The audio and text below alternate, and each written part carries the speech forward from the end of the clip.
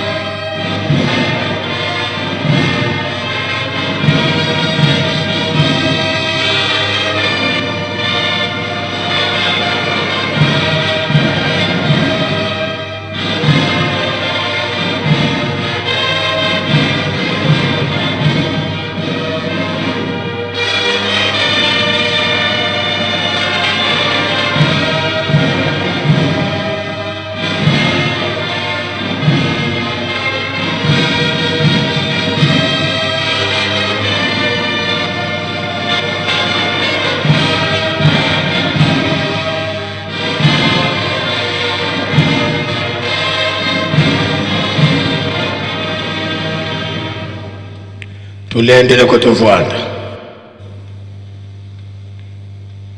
serito wanzambi tata mwanda velela beto bana bako tukulombela bakafulu watusikidikisa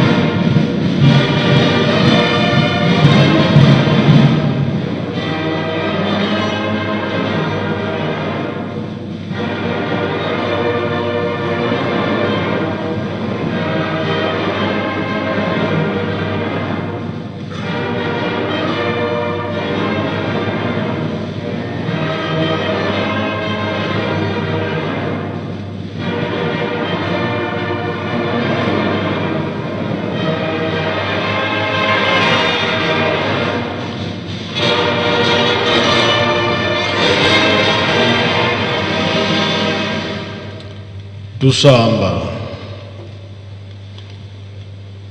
ensamu za mfumu wetu Yesu Kristo yezola kwa nzambi wa siditu yeundwa dia mwanda velela bika kalanga yetu tuko kwa yelemvu se mwane mwanda velela amen.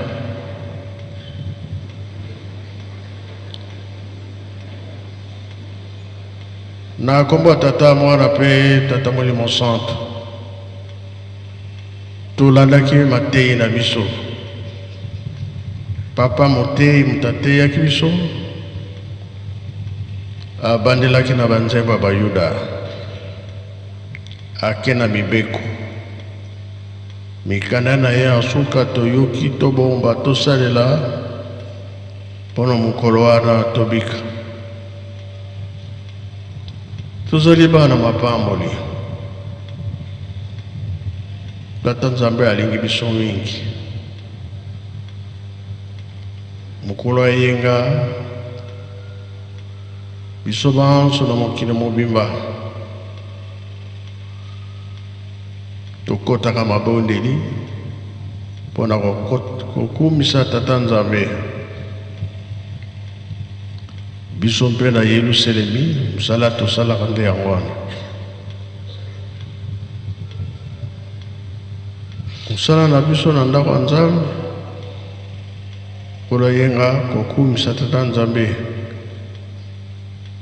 koyemba banzembo, koyoka mateyi,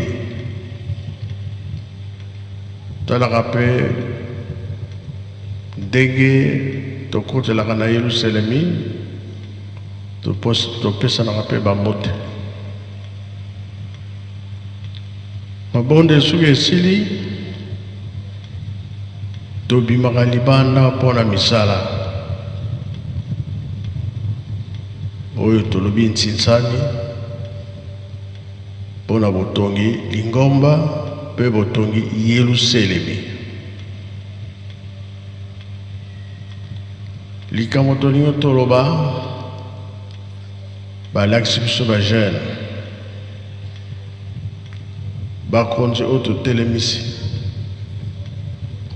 le 4 août, le 4 na biso tobosana te.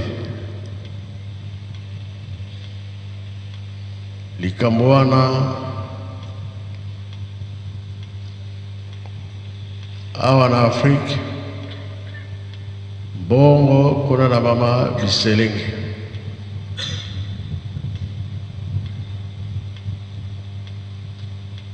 Oyo bakatela biso po ete biso bajene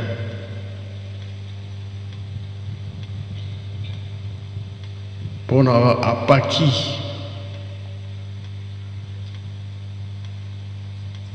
awa na Afrique tozosenga $20,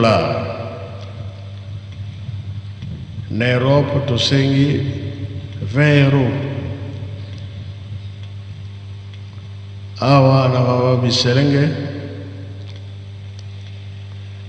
kuna na Europe mama Rebecca yavani na Belgique. Volonté ebima mingi epaki ya Europe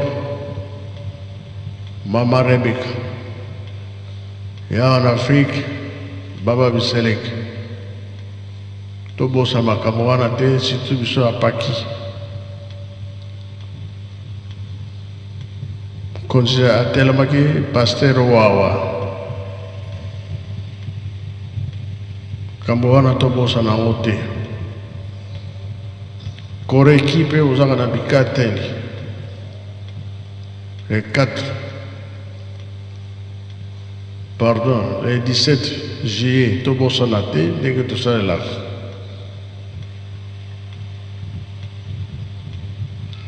Bankole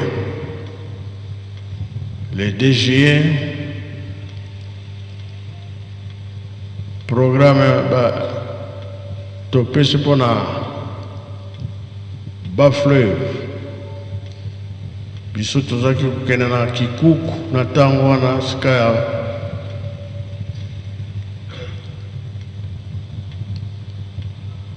toyebi sika tozaki kokende na Kikuku cimetière. Le 2 juillet tozala ebele awa ya Koko Kinzembo na biso tozali na programme nango tobosana te.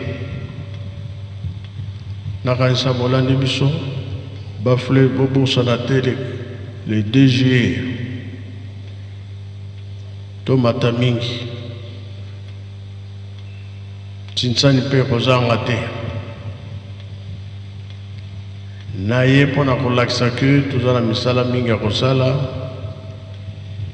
elakisi ke toza na programme monene 2025 oyo tolakisa na mokili. Na programme nyonso bazali kopesa biso mpona Yerusalemi, mpona botongi kolona mpe kobokola. Lelo bambuta ya Brazzaville bango nyonso baza na Pointe Noire mpona kotelemisa Pointe Noire mpona programme misala mpona kunzulu. Tolingi mpe bongo partout. Na Angola mpe baza na programme monene. Mokonzi ya Preski she akendaki mpo makambo balingi basala ya kitoko ya malamu ndenge ezosalama partout na Brazza, Angola, awa na Kinshasa. Tozomona kiti ozotambola na silence mpe makambo ezotambola, surtout ya kolo na kobokola. Tokomona ba surprise ekozala na fete oyo toye ya 17 mars. Tima fete bakoya kotala biso bato ebele, makambo mpe mingi eza na programme. Yango lipenza likambo na yedi nakoloba mingi te mpona nini après midi nde tosalaka ntinzani. Volonté ezala mingi. Papa elebe boya Bible elobi nini, biso bato tozosalela Nzambe, biso tozolanda mateyi, toyoka Bible elobi nini. Makambo oyo ezali ya kofonde te, bande ebandeli. Toyeba Nzambe alingi nini mpona biso. Bisala oyo tozosala baprogramme ezouta wapi? Na ye moko Tata Nzambe. Yango wana tozoloba biso bato nde tozala makasi ya makambo oyo nyonso bazokotindela biso, yango nde kolongisa biso, eza fonde te.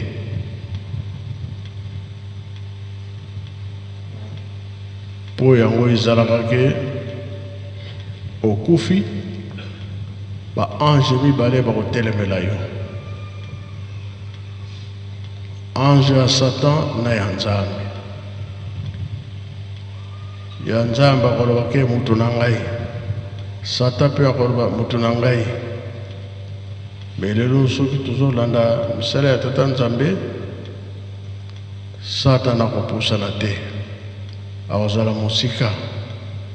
Me na masumu na biso Nzambe nde azwaka distance na biso. Biso mpe tolingi lisusu te tozala distance na Nzambe na biso. Tolanda oyo bouta na mokanda ya Tata Nzambe, mosala nini oyo tosalaka mpe Nzambe akokanisela biso. Merci.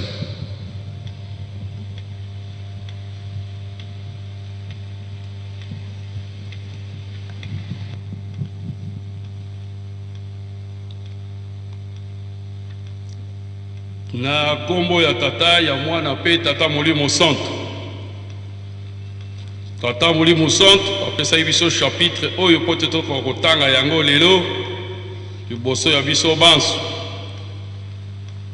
Esaïe chapitre 43 versets 9 à 13. Esaïe Yesaya mokapu ya tukumine na misato nzela ya libwa kino zomi na misato. Esaïe 43 9 à 13. Etangeli ezali boyi na kombo ya Tata Mwana pe Molimo Santo. Moto ya mukanda bakomi bato ya Nzambe bazali batemwe na ye.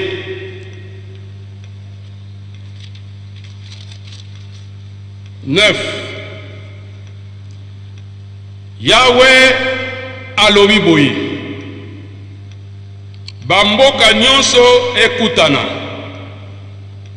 bikolo nyonso esangana, na kati ya banzambe na bango, nani ayebisaki makambo oyo esalami?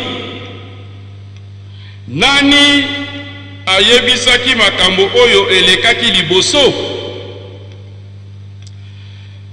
Babimisa batemwe na bango oyo bakoki kolakisa ete balongi.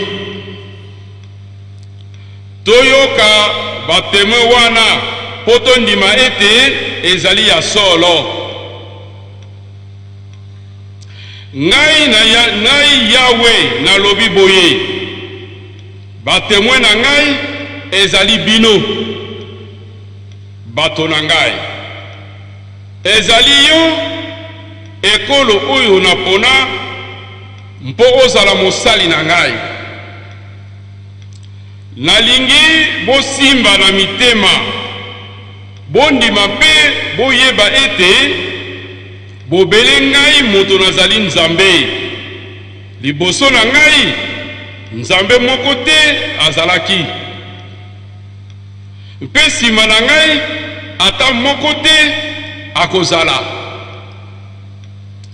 yawe ezali ngai bobele ngai moko mobikisi mosusu azali te bobele ngai ezali ngai moto nabikisaki bino ngai mpe moto nayebisaki bino yango bozalaki ata na nzambe moko te ya bapaya bino moko bozali batemoin ete ngai nazali nzambe ngai yawe moto nalobi boye nakozala bobele nzambe seko moto moko te akoki kolongola eloko na maboko na ngai mpe makambo ngai nazali kosala moto moko te akoki kopekisa yango na kombo na tata ya mwana mpe Molimo Santu ngonga ezali te tosi toyoki ndenge mokonzi auti koloba ezali na biso ntango kosala mpo tozali mokolo mayenga na texte oyo totangi awa nabeki kokabola ngo na biteni misato eteni ya liboso namoni kuna bazali mokonzi yawe azali koloba momekano concours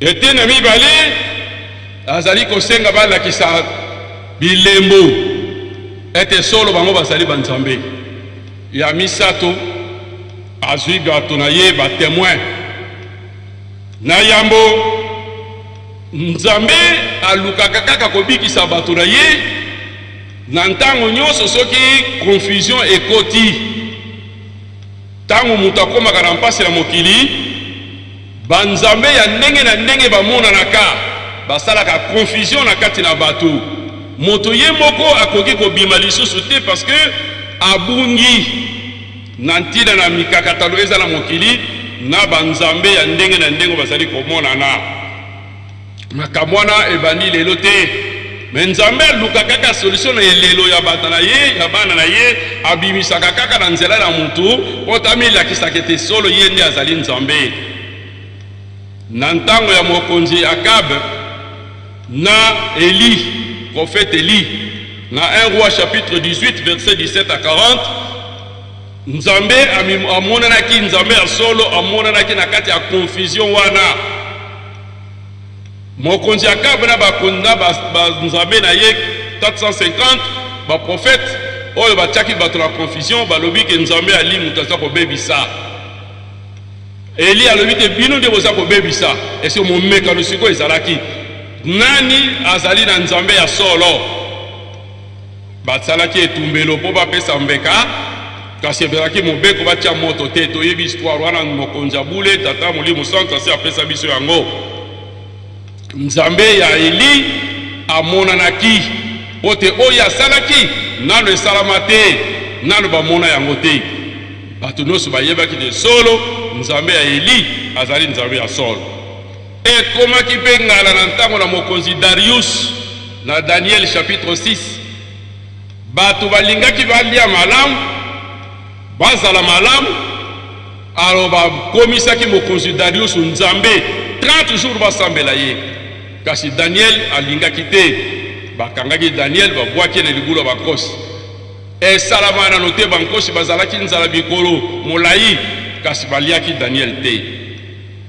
Nzambe ya Daniel amonanaki mpe azwaki lokumu mpe mokili mobibe esengelaki basalila ye batata bamama momekano tozali kotambola tozali kokende tokomona yango esengelaki elembo ekokomonana Nzambe akomonana ndenge nini pamba te bato bazali mingi na kati na mokili elakobotama na nkolo Yesu esengelaki elembo emonana Nzambe alakisaki elembo ye moko akopesa elembo ndenga lobi ngo Isaïe ye moko nda akopesa elembo na Isaïe chapitre 7 je crois verset 14 kitakuna wabi mwana mwasi akozwaziemi akobota mwana mobali bakopesa ye nkombo ya Emmanuel Nzambe kati na bato alakisi elembo te solo Emmanuel abotami atindaki munzoto elakisi bato mayele na est balandaki munzoto pe bakomaki esika Nzambe azalaki alakisi batela bampate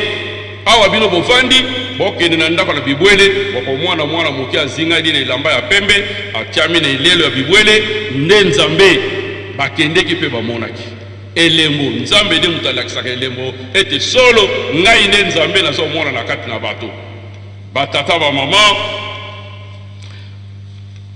likambo toza na yango awa confusion ekoti na kati na mokili bayenge beni bazali kolela po epai na Nzambe po te alakisa monene na ye na ntango wana balobi awa na mokanda na biso ete Egypte akolela na Nzambe Nzambe akotindela mobikisi mpe mobundeli akobikisa bango musungi ya solo esalamaki bongo na katikati na biso na le 6 avril 1921 papa Simon Kimbangu abandi mosala confusion ezalaki mingi banani oyo bayeki bazali na liloba na Nzambe ya solo banani nde banzambe ya solo mais Nzambe azali Nzambe amilakisaki te azali Nzambe asekwisaki mama dina asalaki mikolo bine azaliwa abikisaki asekwisaki ye akangamaki bakenda ye na banzangungu avant de coller abi train ko kendete soki na moni mwasi pe bana na ngati Nzambe aza ko lakisa bilembu tazali Nzambe na nzela azongisi moyo ezaki na 17h azongisi na 12h azali ko lakisa ki azali Nzambe akomi na Kinshasa ba Belge bazuye bakene na RTNC esika RTNC ezali lelo radio diffusion congolaise cimetière ya Bamkoko ezalaki na tango lesika wana mundela lobi te tala cimetière oyo okoyebisa biso nani aza na kati nani bakunda mwasi to mobali pe komo na ye papa Simon Kimbangu lobi oh boza ko luka kaka nkombo na mutu azali na kati mais zela na bimisela bino mobimba na ye abimisi mobimba ya mundele ya Belge bamindele bakimi abite bokima te bozwa ndeko na bino bokende na ye ba repatrier na Belgique nani asala déjà likambo wana batata ba mama texte lobi soki azali Nzambe bobenga na bamboka to sangana alakisa Nzambe na ye asangisa pe batémoin na ye batie na tono toyebi histoire ndenga bimaki likolo na mai batata ba mama Nzambe alors zui biso batémoin ezali honneur epa na biso poto biso batémoin na Nzambe mais comportement ya témoin ezali ndegeni Nzambe alobi bino nde libota na ngai bino nde batémoin na ngai po bino nde bakokata likambo oyo comportement ya témoin témoin azali mutu oyo akolobaka makambo oyo amoni to makambo oyo alobi ayoki akoloba yango intégralement ndenga monaki yango ndenga vivaki yango nde babengi ye témoin yenda pesaka nzela po tasemola makambo nyonso ezala kitoko comportement ya témoin biso Nzambe azwi biso honneur tozala batémoin ya Nzambe comportement na biso ezali ndenge comportement ya liboso ya témoin ezali fidélité témoin azalaka mutu na sembo témoin azalaka mutu na nyoka te témoin alobaka liloba likolo te liloba na se te pamba te soki obebisi témoin akotaka boloko liboso batata bamama batémoin ya tata Nzambe molimo santo ezaleli na biso ezali ndenge nini témoin azali mutu moko azali crédible elobele ntango na kopesa témoignage bato bakodute te mais ntango nazali nyoka tantôt plutôt ntango kopesa témoignage bato bakodute na témoignage na yo tala ntina Nzambe molimo santo azotinda biso ete tozala makasi na mabondeli mpo te topengwa te na nzela oyo ya sembo biso toyebi mpo te biso nde tokolakisa nzela Zacharie chapitre 8:23 bakosimba biso na bilamba mpo tolakisa Nzambe ya solo mokili ekoti na mpasi bazali koluka mobikisi biso bazwi molimo santo azwi biso ba témoin comportement biso ekozala ndenge nini tokozwa ngonga te totuni témoin na témoin lokola tovandi awa etamboli na ngai ezali nini ese solo ntango na kotelema na kopesa témoignage te papa Simon Kimbangu kianga ni molimo santo bakondima ngai parce que témoignage na ngai fait ezala concordant ezala réciproque na makambo nga na sa koloba na lolenge nga na tambola est-ce totambolaka malamu biso moko na mabota na biso na kati ya mafamile na biso est-ce totambolaka malamu ngonga epesebeli biso tosembola parce que mokumba oyo tosala ngo eza monene mokili ekomi na mpasi nzambe molimo santo atelemi abimonisi biso nde bazwi batémoin quelle grâce na nkombo na tata na mwana mpe molimo santo tata molimo santo na telemi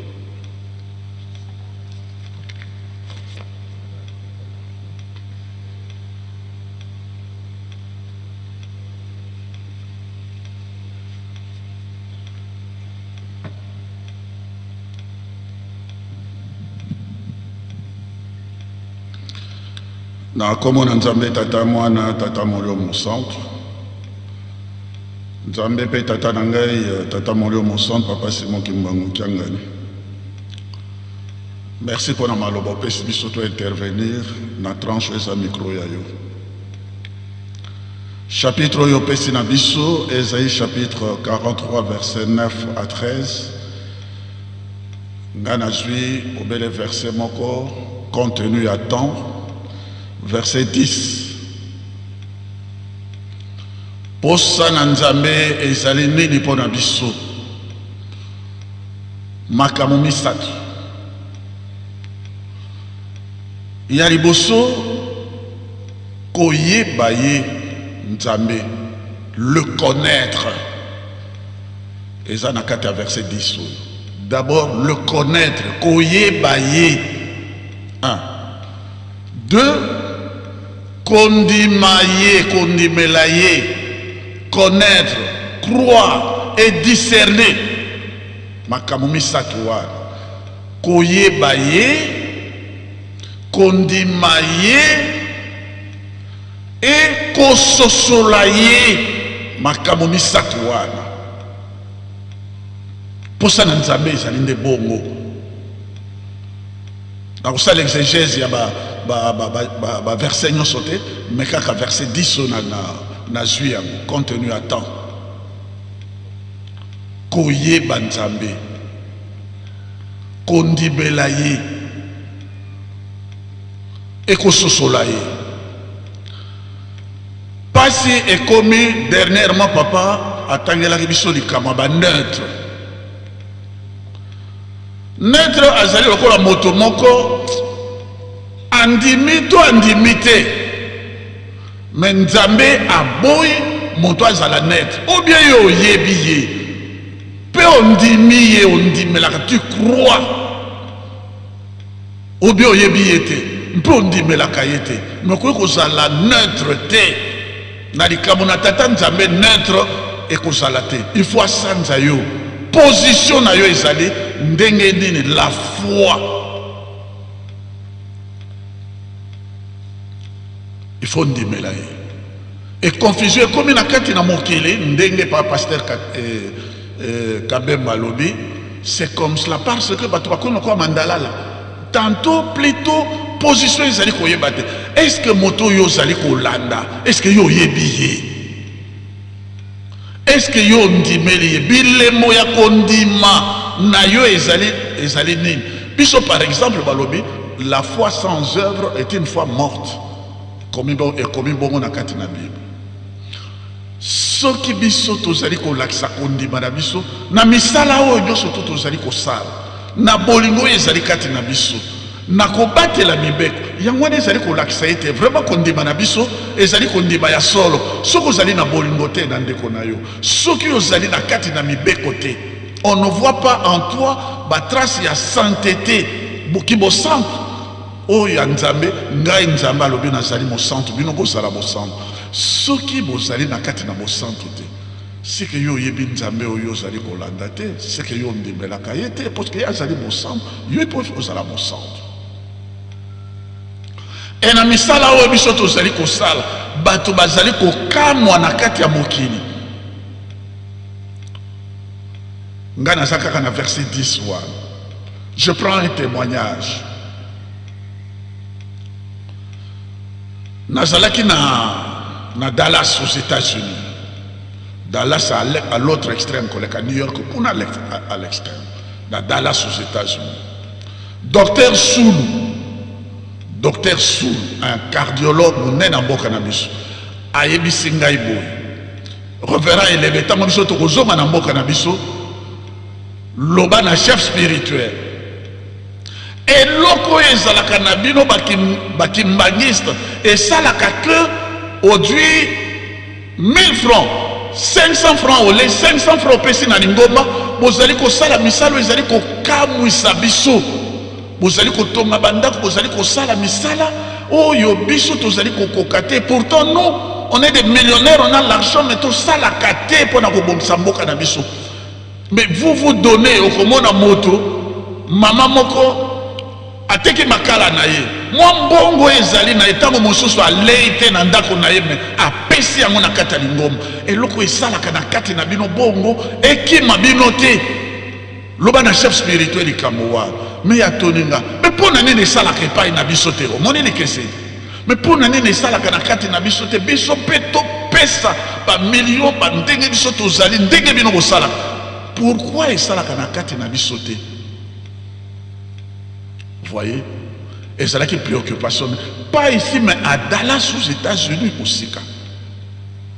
Bateau na mokili bazako kamwa ndenge nini bakimangisi basobi bateau de pêche ndenge nini bakimangisi bateau ni temple sans grue en main comme ça na mabanda en 5 ans seulement ndenge nini bakimangisi baso sala misala ya boye kondima na biso, c'est-à-dire tata molimo mon centre azali kati na biso misala oyo nyonso to ezali ko salema yango nde ezali expression ya kondima na biso toyebi tondimeli.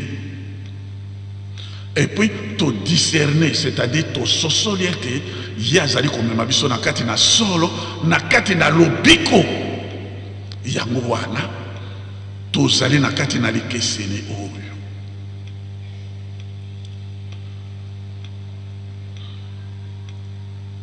Nkolo Yesu apesaki elaka wana ete molimo mosantu akoya me bamokili bakoyeba ye te.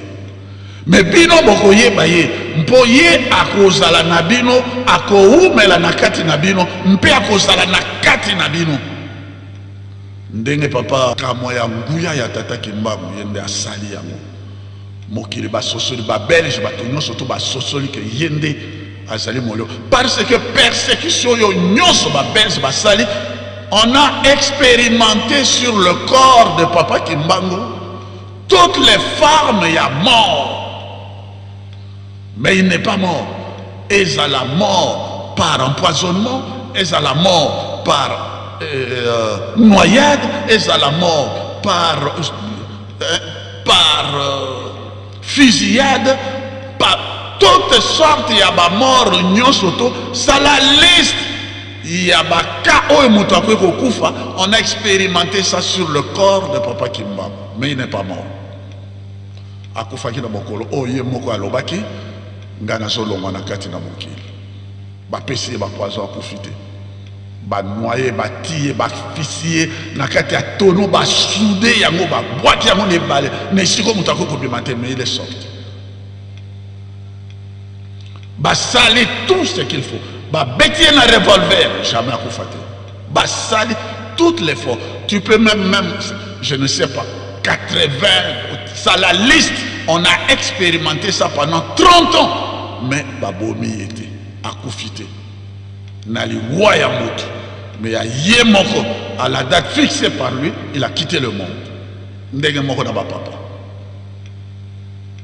donc azali moto na mokilo yote alakisi biso bonzambe na ye na ndenge oyo yango esengeli alors ye akoumela kati na biso mais ba mokili bakoyeba yete est-ce que yo yebi est-ce que yo kondimelaka est-ce que yo kososolaka maye tata molio mon centre akolobaka programme na azali komema biso te akomisi biso na likambo ya confession to tobela Ponanini, Azaliko toujours rechercher la sanctification sans laquelle personne a comme on a beaucoup de Nzambe. Totobela. A comme si bisope ne sekawa. Nako sukisa. Na ça la rappel il y a verset. Nzambe aloba na bana na Israël. Alobi pe na kati na biso. Ezali nde bongo. Dans Genèse chapitre 13 verset 17, je prends seulement ça. Genèse chapitre 13 verset 17. Nzambe alobi na Abraham, parcours tous les pays en longueur et en largeur, parce que je te le donne à toi et à ta postérité. Batubaka mi balé na kati na mokili na bisika mi balé kaka Nzambe aloba di loba oyo. Tambola na kati na mokili oyo na longueur na yango mpe na largeur na yango mpo epesa melio Abraham. Nzambe apesi elaka wana asengi na Abraham apesa atumela mwana na ye Isaac mbeka. Tango Abraham atomboli mbele mwana wana pe ne faites pas du mal à l'enfant. Nzambe a juré. Nakati na Bible, je crois, si je ne me trompe pas, Hébreux chapitre 6, verset 13 et suivant, ba yebisi biso que makamobi balé oyo Nzambe akoki ko bouger ta ko wanga nate akoki pe ko kosate. Elaka nandai. Oh, na bana ni Israël Nzambe apesaki elaka mpe asimaki ndai. Je jure par moi-même de te bénir. Ponani. Le serment s'obtient par le sacrifice. Yangwana alekaki na nzela ya sacrifice oya sengaki na nani. Biso pe kaka na bisika mibale tata Kimbangu apesi elaka ete biso tokozwa bonsomi. Papa Kimbangu epai na biso. Papa Kimbangu a parcouru en longueur et en largeur moka oyo biso tozali nango ebengami lelo RDC. Kokena na ye a traversé a passé par toutes les provinces et kozonga na ye pe a province nini oyo totala kaka carte ya passion ya Papa Kimbangu. Il a fait ce que Dieu avait demandé à Abraham. Mais Papa Kimbangu a accueilli en longueur, accueilli en largeur. Genèse chapitre 13 verset 17. Et Mayetata Kimbangu balobi, moi je suis Dieu parce que j'annonce et j'accomplis, je sauve. Ya loba kete biso tokozwa bonsomi mondela kokeni. Biso pe tozwi bonsomi batata ba mama. Bankoko na biso bakenaki epai na Papa Kimbangu alobi Papa Kimbangu yoso loba biso tozwi ba tokozwa tokotamwisa mboka oyo.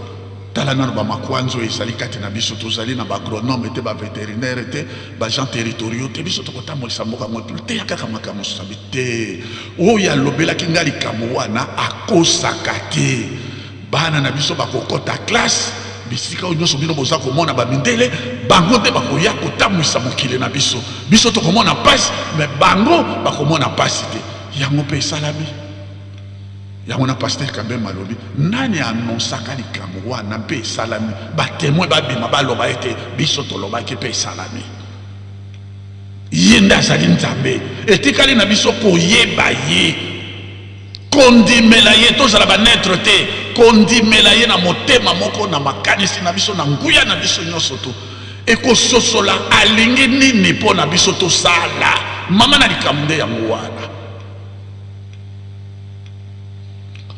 Pasteur Kabemba alobi na biso likambo confusion. C'est vrai. Yango nde ezali kaka mpasi. Examen bimaka na kata ba confusion. Confusion. Mais batata ba mama kimbangiste et non kimbangiste. Na tolobela ki yango to rappeler yango po evanda kati na biso. Na 1921, Papa Kimbangu avait été condamné à mort. Vous connaissez le procès, vous connaissez le jugement. À Ex-Tisville, Mbanzangongo. je passe. En 1991, donc 91, Papa Diangenda, le 17 février 1991, à Lobi, Manso et Kanamaka na Mbanzangungu, Manso peko fongwa na Mbanzangungu. 1921, 1991, tango biso toyeko koma na 2011, pardon, 2011, toujours à chiffre wana zola. Na 2011, révision, il y a jugement, il y a Papa Kimbangu. Le 3 octobre, à la même date, à Mbanzangungu. Greffier, il y a haute cour militaire. Tant que azali ko pesa na Papa Mokonjabole, Papa Simon Kimbangu Kiangani, aza ko pesa ye le jugement, copie à jugement révisé à Papa Kimbangu, l'acquittant qui azala ki nana ni kamote akomi libre. Tant que kaka ye azali ko pesa ye jugement au même moment, je dis bien au même moment. Nous on était en Mbanzangungu, tout ça va témoin. Au même moment, tant que Papa Mokonjabole, Papa Simon Kimbangu Kiangani, azozwa copie wana dans le ciel. Soleil ezalaki makasi, couronne et salami na kati et entouré soleil. Le ministre de la justice de l'époque, Papa Lozolombam, n'a pas tenu sur tout le monde un événement à Boyete. Ça s'est passé où? Mais monsieur la biso ici quand ici les cas, bah témoin peut pas l'obake zalaki bongo, biso peto de bela ndenge comment bien na kati ya chapitre Papa Pes. Ça s'est passé où? Donc na kati église que mangiste confusion, il faut ici là. Donc les lots, il faut ici là. Parce que tokolokanani ya lobaki et sika oyo et puis je vais ajouter une chose, c'était en 2001 la candidature en boursanité. Ce qui est en 2001 Teboli Misanga, j'ai perdu la date, j'aime donner des dates précises. Papa Dialungana à Loba Boy. Que Papa Kimbangu a tikela ki biso maloba. Que na biso nyonso to mitano ngai nde motu na koya komona lisusu esika oyo ya prison oyo esika oyo bakangaki biso mpe topanzanaki na biso ngai nde motu na koya komona ezalaki mokolo oyo bapesaki Papa Dialunga na médaille ngai nde motu na koya komona esika et Papa Dialunga na bango nyonso to mitano motu na suku akenaki kozonga na esika oyo bajujaki Papa Kimbangu nde bajugement na bango ndenge bango nyonso to mitano bapanzanaki ye nde moto asuku akenaki kokoma lisusu na esika wana. Et après, et c'est lui Papa Dialungana qui a réglé le problème de succession à Tikali Mukuma na oyo et l'Obama qui était na kobota na 1918 il y a lobi manso kanama na Mbanzangungu kofunga na Mbanzangungu na kobota malisusu na 1951 et yende moto azui copie ya jugement wana acquittant Papa Kimbangu et lola mpese ba tester yango ki ezali nde solo bongo confusion ko kozala esikani concours ko kozala esikani ye azali yende boyeba bondima bososola ete nga nazali nde ye mosusu azali te yango nazali komema biso maleme na bilaka soko ye alobi toza kosala mémorial towelisa yango soki alobi na biso tozali ko ndenge moko awuti koloba bikateli ndenge aza kopesa batata bamama towelisa yango bato na kati na mokili bazali na jalousie ndenge nini bakimangisi bazosala makambo biso tozali kokoka te parce que le Saint-Esprit est avec nous soko molimo mosantu te tokoki kosala bisala oyo biso toza kosala te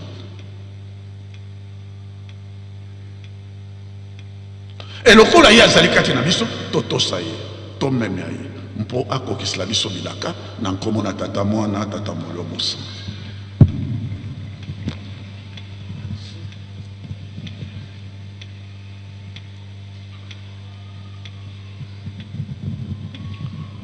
Merci Papa Bokenovanda. makambo na biso balandelaka yango eza na ntina ntango oyo ezali ntango ya Tata Molimo Santu. Niveau oyo toza kolanda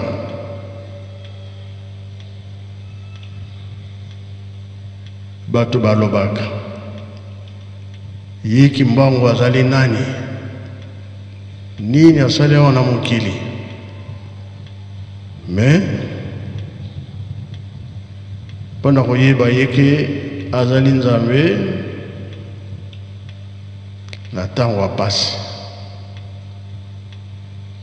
Mokili mobimba eza ya koningana. Tokoluka Nzambe azali wapi? Ntango wana bato bakoloba ke tolanda epai tozoyoka sango Nzambe azali kuna. Moïse ntango abimisaki bana ya Israele, Nzambe alobi ete esika bakokoma mboka elaka pa bokokati bosala sini. Nde basalaka sini. Biso toza na bilembo ebele ya Tata Molimo Santu. Yango tokomi na niveau ete bilembo nyonso wana totonga yango tobongisa yango.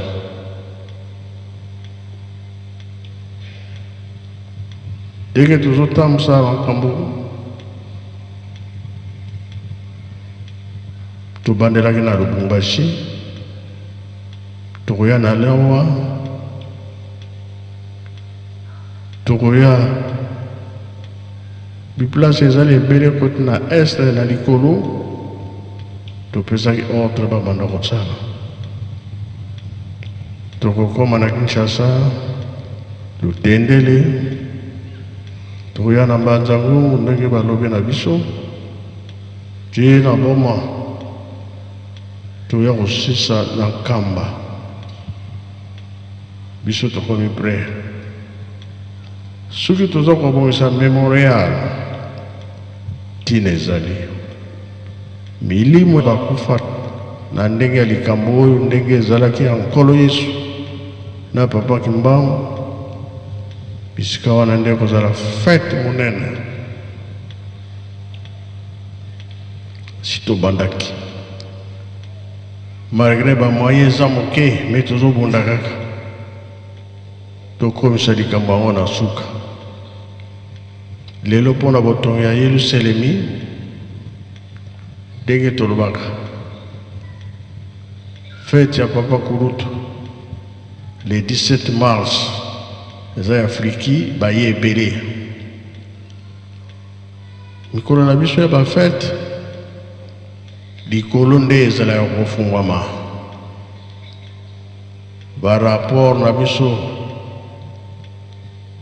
ekendaka direct epai ya batata na biso. Ndenge toza na kati ya tempelo oyo ndako ya Nzambe, kuna na bomozole mutu oyo libumu makolo mpe nani tokokisa yango te, me Équateur bayebi likambo mpe bamfuma longo alobaki na bango. Lelo tozosala kingo bino bato ya Équateur, toyebi mpeke makolo bino nde bokosilisa yango. Makolo etegal tribune bato tovandelaka. Plan ya ezali makambo nyonso bapapa batikaki. Toza na misala yango batangeli biso chapitre wana kolakisa ete tosalela Nzambe oyo tozosalela ezali Tata Nzambe.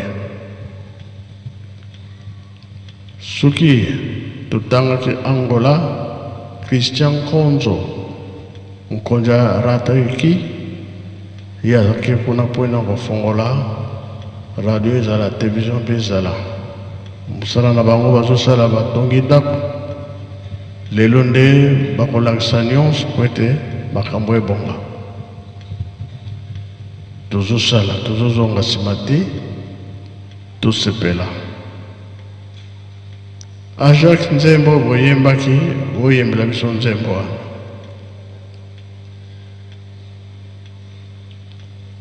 nzembo ezali message nzembo ya papa Kimbangu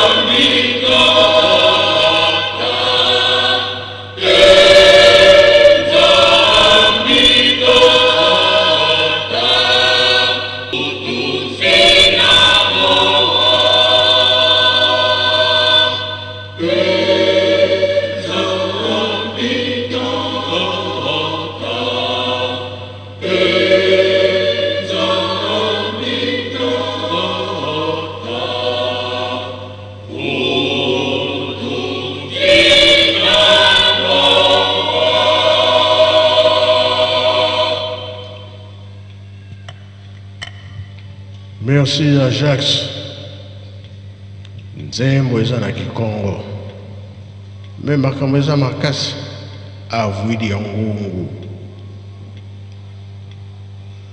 oyo ezalaki ntango wana nkolo Yesu alobi likambo na ngai bote yango mokili mobimba me oyo bayaki mpa na biso ntango papa Kimbangu akuti na Banza Nsanda komi na Gomatali komi undele bakomi kokritike tata Kimbangu nzembo wana epesi leso avwidi ya ngungu Nzambe alimisa bango elakisi ke bayebi eloko te tina likambo ya tata Molimo Santo bayebaki eloko te bokasi na ye emonanaki lelo toza kolia tozali komela toza na esengo kasi soki oza kobongisa soki oza kobongisa te Nzambe aza kozela biso nayebisi badirija bayemba nzembo lia mela na yo kasi suka likambo ezali